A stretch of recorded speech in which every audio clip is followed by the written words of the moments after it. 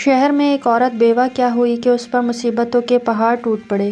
بچوں کا ساتھ اور کل جمع پونجی بس 3 درہم۔ حالات سے مقابلہ کرنے کی ٹھانی اور بازار سے ان 3 درہم کا اون خرید لائی۔ کچھ چیزیں بنا کر فروخت کیں تو 5 درہم وصول پائے۔ 2 درہم سے کھانا پینا خریدا اور 3 درہم کا پھیڑ سے اون لے آئی۔ اسی طرح کچھ دن گزر بسر کیا۔ ایک دن بازار سے کھانا پینا اور اون لے کر گھر کو لوٹی۔ اون رکھ کر بچوں کو کھانا پینا دینے لگی کہ ایک پرندہ کہیں سے اڑتا ہوا آیا اور اون اٹھا کر لے گیا۔ عورت کے لیے اپنے کل کائنات کا یوں لٹ جانا سہانے روح تھا۔ مستقبل کی ہولناکیوں سے خوفزدہ اور غم و غصے سے پاگل سی ہو کر رہ گئی۔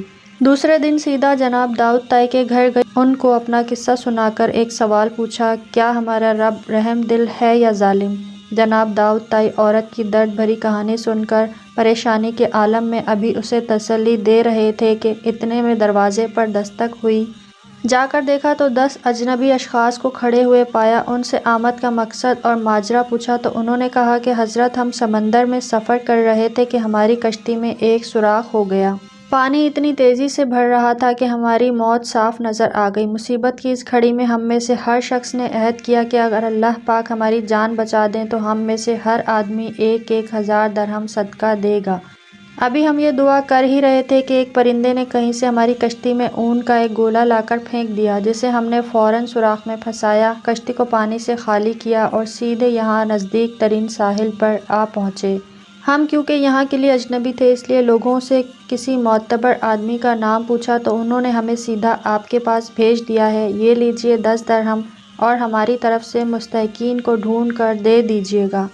داؤد طائی رحمۃ اللہ علیہ رب العزت کی اس حکمت پر حیران و پریشان ہوتے ہوئے 10,000 درہم لے کر سیدھا اندر اس عورت کے پاس گئے، سارے پیسے اس کو دیتے ہوئے کہا، اب میں تم سے ایک سوال کرنا چاہتا ہوں کہ کیا تیرا رب رحم دل ہے یا ظالم؟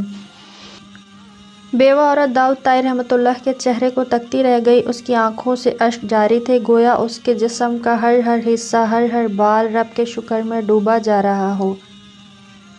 اللہ کی تدبیریں ہماری سوچ سے کہیں بہتر ہیں۔ اللہ کا شکر ادا کریں اور اس کی ذات پر مکمل بھروسہ رکھیں، وہ کسی کو تنہا نہیں چھوڑتا۔ اگر ہم اللہ پر بھروسہ اور توکل رکھتے ہیں تو اللہ آپ کے لیے کافی ہے۔